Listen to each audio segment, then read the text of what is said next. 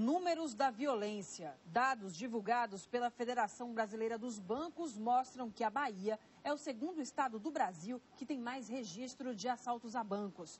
Somente este ano foram 56 casos. Na tarde de hoje, 6 homens assaltaram uma agência que fica dentro do campus de uma universidade particular em Salvador, no bairro de Pituaçu. Ninguém ficou ferido. O repórter Walter Lima tem outras informações. O assalto aconteceu por volta das 4 horas. Os criminosos chegaram em 2 carros e uma moto e renderam os funcionários e os clientes que estavam na agência, levando o dinheiro de todo mundo. Na ação, ninguém ficou ferido. O campus tem um grande movimento de estudantes nesta época, já que é um período de provas. O número de assaltos a bancos no estado da Bahia aumentou em relação a 2009. É o que você vai ver nessa reportagem. Os traumas ainda estão na memória. Quando eu estou na rua dirigindo, mesmo com os vidros fechados, e passa alguma moto muito perto do meu carro, eu me assusto. É como se por um segundo revivesse aquilo de novo. Catarina foi vítima da saidinha bancária. No dia, havia sacado o dinheiro que seria usado para pagar alguns funcionários. Mesmo com uma grande quantia nas mãos, ela não notou o perigo. 2 caras numa moto tinham me seguido e quando eu cheguei até a empresa e saí do carro, eles me abordaram armados e me pediram dinheiro, né? E falavam só isso mesmo, dinheiro, dinheiro. Os assaltos a banco também preocupam. Segundo a Federação Brasileira de Bancos, até o mês de novembro, a Bahia registrou 56 casos, 12 a mais do que em 2009. Alguns violentos, como o da agência do município de Candial, em abril deste ano.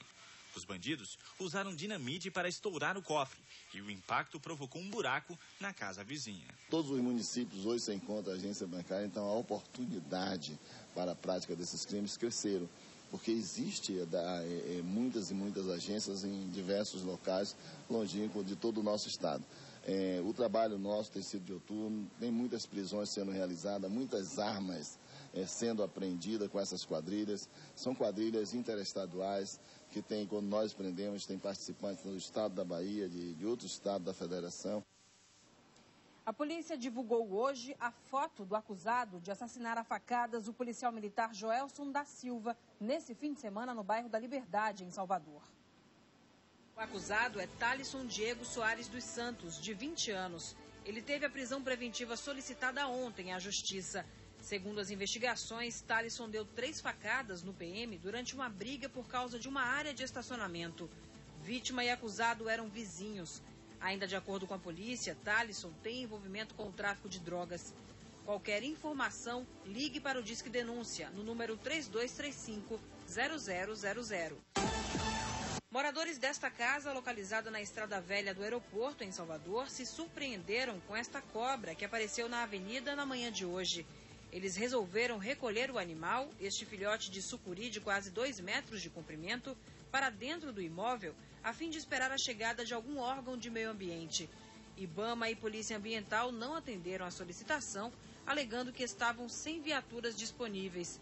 A cobra foi então levada para uma região de mata pelos próprios moradores. Moradores do condomínio Parque Itapuã, em Salvador, assistiram na tarde desta segunda-feira à demolição de um prédio de 4 andares construído de forma irregular.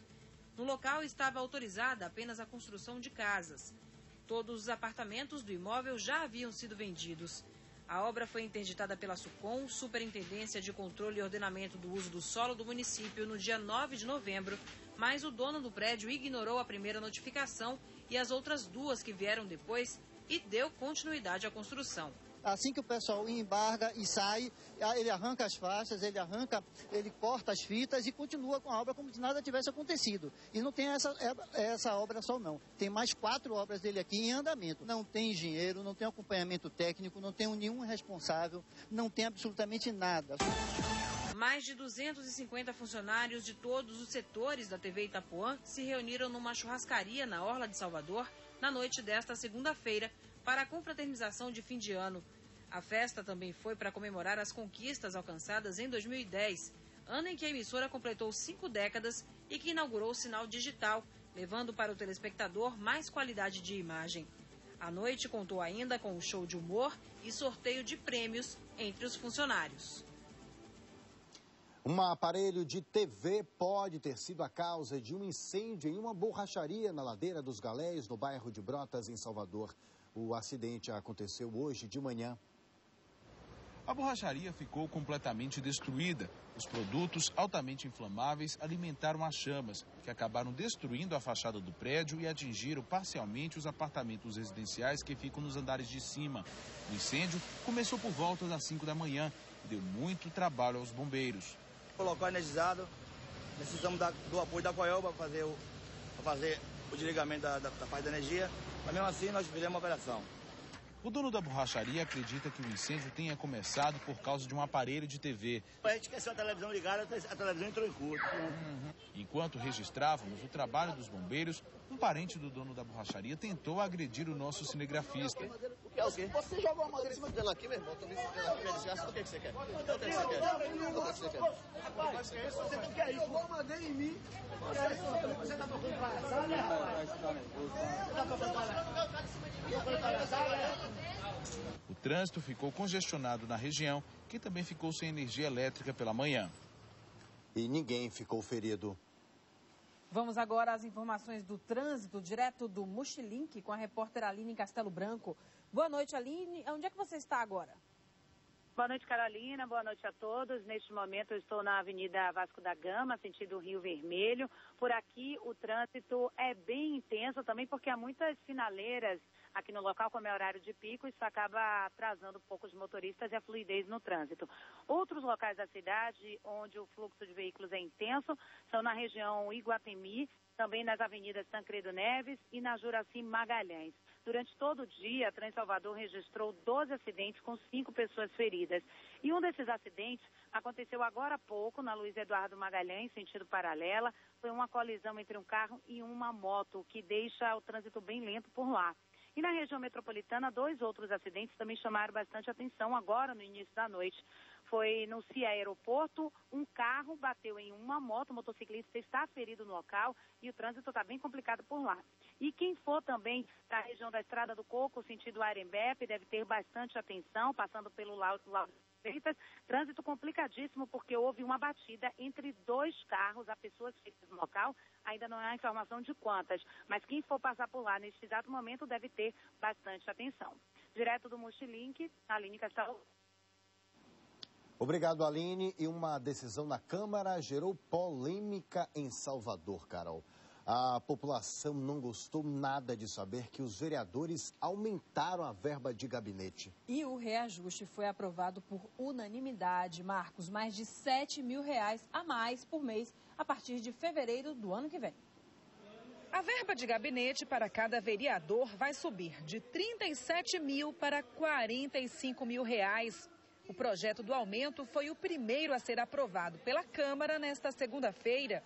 Esses recursos são usados para a contratação de até 22 assessores. Os 41 vereadores de Salvador também recebem um salário de R$ 9.200 e ainda R$ 3 mil mensais para gastos com alimentação e combustível. Desta vez não houve discussão entre os vereadores da bancada do governo e da oposição. O aumento da verba de gabinete foi aprovado na Câmara por unanimidade.